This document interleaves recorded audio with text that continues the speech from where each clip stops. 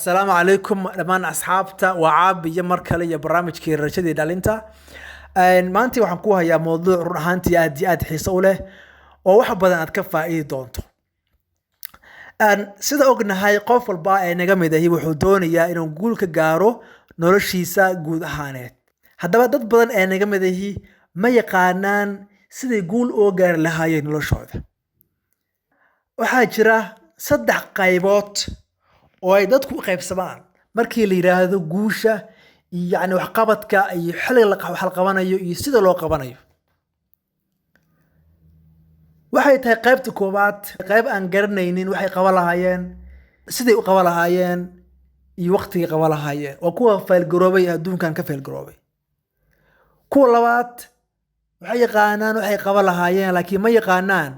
siday u qaban lahaayeen iyo waqtiga qaban lahaayeen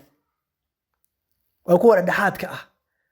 كوا قدام بيا جوليست يا كوا يقانا وحي قبل هايين سدي وقبل هايين يوقت قبل هايين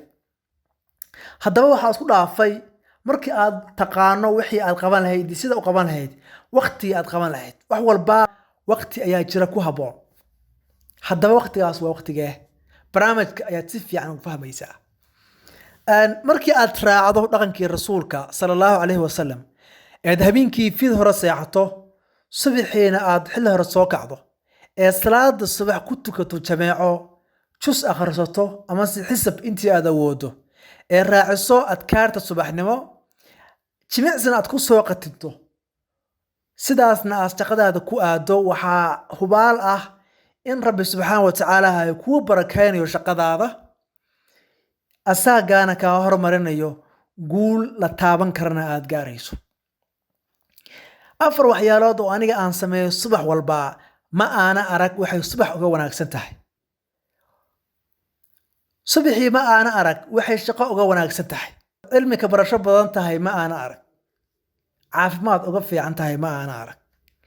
fikir iyo ibdaac uga wanaagsan tahay ma aana arag haddaba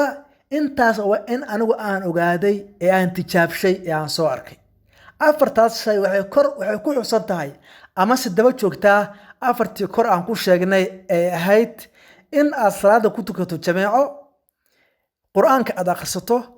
adkaarta aad ku darto sidoo kale aad timicsan ku soo qatinto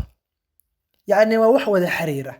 intaas aniga ayaa tijaabshay waana wax aan arkay faa'iidadeeda alxamdulillah rabbi subhanahu wa ta'ala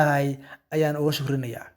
marka waxaan jeclaystay sidaas aniga aan uga faa'iiday inaan adiguna uga faa'iido talooyinka aan ku siinayo waxa ka mid ah kow inaad habeenkii fid hore seexato xilli hore inaad seexato si aad uga faa'iidaysato nimcada ku sugan subaxi haday tahay cilmi haday tahay shaqo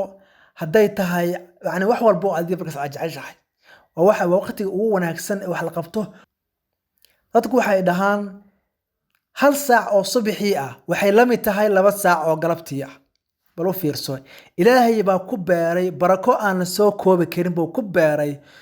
subaxii dadka kala haya yani nimcadaas bay ka dhigeen maxaa ku diiday inaad kacdo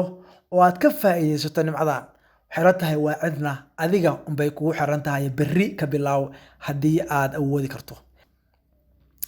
qodobka labaad qoro wax walba oo aad subaxii qaban lahayd habeenkii inta aad seexan ka hor sariirtaada geesteeda dhigo dan subaxii ku dhaqaaq wax walba qodob dul istaag si aad gool uga gaarto maalintaada qodobka saddexaad ee u dambeeya bar dhaqankan familkaaga bar caruurtaada iyo xaaskaaga bar inay habeenkii fid hore seexdaan aroortiina ay ka faa'iideystaan ruuxantii waa dhaqan aad u wanaagsan oo aan ka baranay rasuulka sallallahu alayhi wasallam oo aan guul oo gaari karno wax walba oo aan qabanayno waxay la tahay in aad wax badan ka faa'iiday barnaamijkan fadlan si aad ula socoto barnaamijkan subscribe ka ha iloobin like share la soco barnaamijkan waxyaalo badan baa soo wadnaa fadlan ku xirnaa page-keena waad mahadsantahay